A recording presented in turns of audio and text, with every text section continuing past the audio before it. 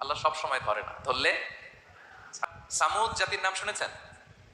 তাদের কাছে আল্লাহ তাআলা একজন নবী পাঠিয়েছিলেন, নাম হচ্ছে সল। তিনি তাদেরকে দাওয়াত, তারা অবাধ্য হলো। তিনি সত্যের পথে আহ্বান করলেন, তারা এই কথা শুনলো না। একটার পর একটা আল্লাহর পয়গাম।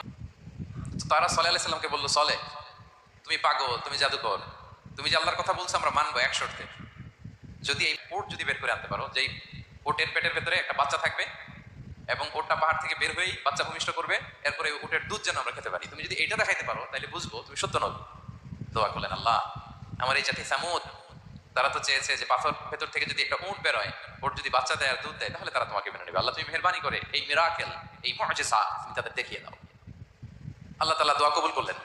হাজার হাজার মানুষের সামনে চাক্ষুষ দিবালোকের মুহূর্তে পাথর ভেঙে একটা উট বেরিয়ে এলো বিশাল আকৃতির, এবং 10 মাস গর্ভধারিণী উট, সাথে সাথে এই উট বেরিয়ে বাচ্চা প্রসব করবে এবং সাথে সাথে